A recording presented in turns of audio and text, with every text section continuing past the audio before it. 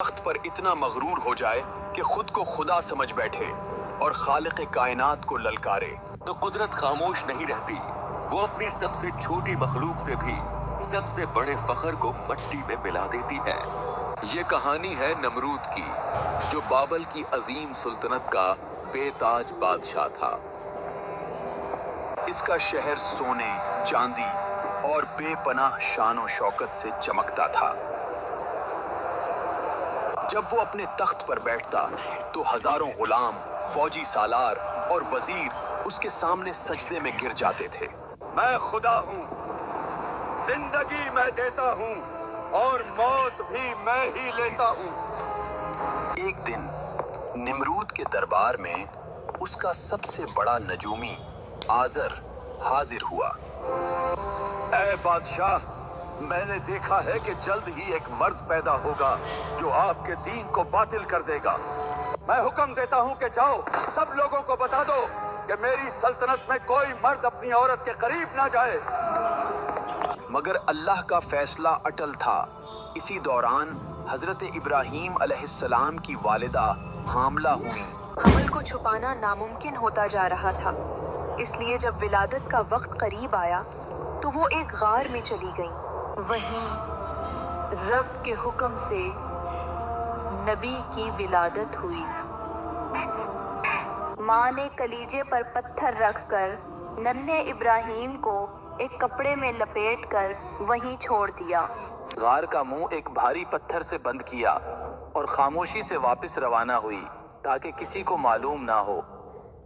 गार के इस सुनाटे में अल्लाह ने नन्हे इब्राहीम के लिए उनके अंगूठे से दूध जारी कर दिया। वो 13 साल तक उसी गार में रहे। एक रोज उनकी वालदा उन्हें अपने घर वापस ले आई। अब वो 13 साल का हो चुका था। जब आजर घर आया और उसने इब्राहीम को देखा तो पूछा, ये कौन है जो इस सल्तनत में जिंदा बच गया? ये कौन है और कैसे बच गया? हालांकि बादशाह निमरूद ने तो सख्त निगरानी का हुक्म दिया हुआ था। ये तेरा ही लड़का है जो 13 साल पहले गार में पैदा हुआ था। अफसोस है तुझ पर। अगर बादशाह को पता चला तो मेरी क्या इज्जत बाकी रहेगी। उलमा के दरमियान इख्तलाफ है कि आजर हजरत इब्राहीम अलैहिस्सलाम के वालिद थे या चचा थे या नाना। आजर परेशान था, समझ नहीं पा रहा था कि इस बच्चे के साथ क्या करे। मगर जब उसने अपने बच्चे को देखा तो उसके दिल में बेख्तियार मोहब्बत भर गई। आजर नमरूद का वजीर और बाइख्तियार शख्स था। नमरूद कोई भी काम आजर से पूछे बगैर नहीं करता था। आजर बुत भी तराशा करता था और अपने लड़कों को वो बुत बेचने के लिए बाजार भेजा करता था। एक दिन आजर ने इब्राहीम अलैहिस्सलाम को भी अपने दूसरे बेटों की तरह बुत बेचने के लिए बाजार भेजा, लेकिन नबी का अंदाज सबसे मुख्तलिफ था। वो बुतों को रस्सी में बांधकर जमीन पर घिसेटते थे।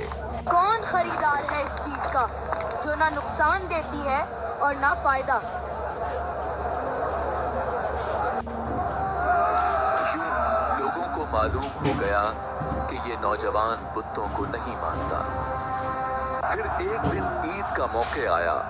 नमरूद और तमाम अहले शहर इबादत गाह की तरफ रवाना हुए और हजरत इब्राहीम अलैहिस्सलाम को बुतखाने की निगरानी जिम्मा लगा दी गई। ये वही लम्हा था जिसका नबी को इंतजार था।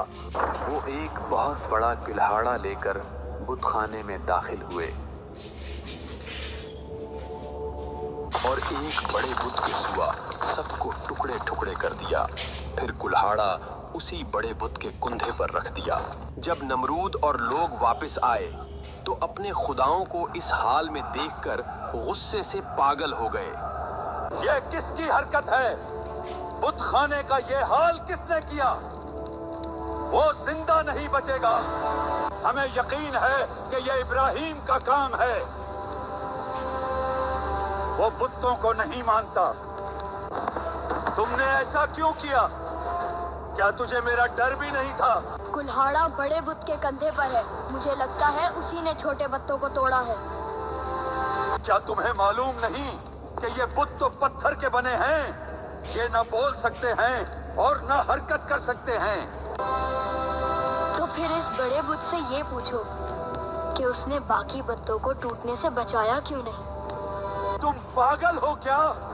वो बुत देख नहीं सकते और ना एक दूसरे को टूटने से बचा सकते हैं। अब मुझे ये बताओ, जो बोल नहीं सकते, देख नहीं सकते, हिफाजत नहीं कर सकते, वो खुदा कैसे हो सकते हैं? ये जवाब नमरूद के गरूर पर ताज़ियाना था। वो गुमसम रह गया, समझ नहीं पा रहा था कि क्या जवाब दे। फिर नमरूद ने सिपाहियों को हुक्म दिया कि एक बहुत बड़ी आग जलाई जाए। फिर एक बहुत बड़ी आग जलाई गई, जिसकी शिद्दत मीलों दूर तक महसूस होती थी। अब मसला ये था कि इतनी बड़ी आग के करीब कैसे जाया जाए और इब्राहिम को आग में कैसे डाला जाए। एक मुंजनीक बनाओ, उसकी मदद से इब्राहिम को आग में डालो। अल्लाह ने आग को हुक्म दिया, ए आग, इब्राहिम पर ठंडी और सलामती वाली हो जा। जब नमरूद ने ये मंजर देखा तो उसकी आंखें फटी रह गईं। ए इब्राहिम, तुम्हें आग ने क्यों नहीं जलाया? ये सब कैसे हुआ? नबी ने फरमाया, ये मेरे परवरदिगार की कुदरत है, जिसके लिए कुछ भी मुश्किल नहीं। वक्त गुजरता गया, मगर नमरूद ने फिर भी अल्लाह पर ईमान ना लाया, बल्कि खुद को खुदा समझता रहा। एक दिन नमरूद ने हजरत इब्राहीम अलैहिस्सलाम से पूछा, तुम्हारा खुदा कौन है? नबी ने फरमाया, मेरा रब वो है जो जिंदा करता है और मौत देता है। ए इब्राहिम, ये काम तो मैं भी कर सकता हूँ, फिर मुझे खुदा क्यों नहीं मानते? नमरूद का हुक्म है कि एक कैदी को मौत और दूसरे को आजाद किया जाए। ए इब्राहिम, देखा, मैंने एक को मार दिया और दूसरे को जिंदगी दे दी।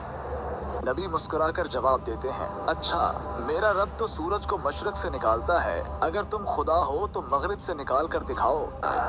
नमरूद ने कहा, अब मैं आसमान पर जाऊंगा और इब्राहिम के खुदा से लड़ूंगा। नमरूद ने अपने तमाम सिपाहियों को कहा, तुम तैयारी करो, हम हर सूरत इब्राहिम के खुदा से जंग करेंगे। इसने अपने सिपाहियों को एक ऐसी सवारी तैयार करने का हुक्म दिया जो आसमान तक पहुंच सके, और सिपाहियों को 3 दिन का वक्त दिया, अगर तैयार ना हुई तो सबको कत्ल कर दूंगा। मगर ऐसी सवारी तैयार करना जो आसमान तक पहुंच सके किसी के बस की बात ना थी। सब सिपाही परेशान थे, अगर सवारी तैयार ना हुई तो सबके सर कलम हो जाएंगे। 4 उकाब बांधो, ऊपर गोश्त लटकाओ, वो उड़ेंगे तो तख्त आसमान की तरफ उठेगा। नमरूद इस अवारी पर सवार होकर आसमान की तरफ रवाना हुआ।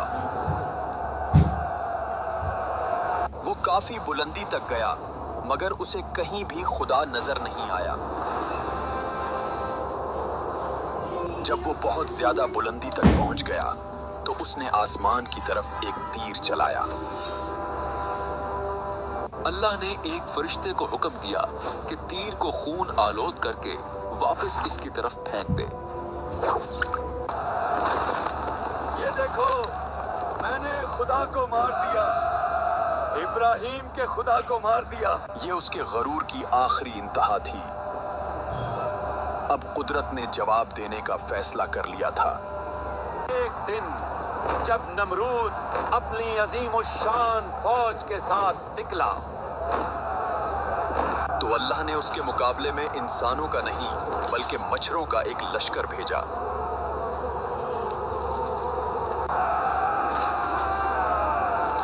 हम इन मच्छरों के साथ हमला कैसे करें? सब लोग भागते हैं और नमरूद भी अपने महल की तरफ भागता है।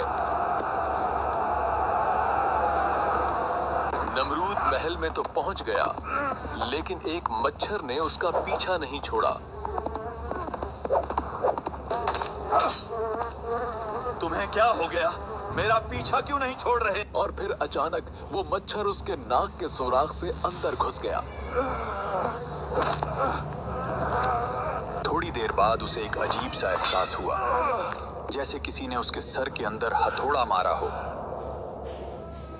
मच्छर उसके दिमाग के अंदर गूंजता, फड़फड़ाता और हर लम्हा एक नई अजियत देता।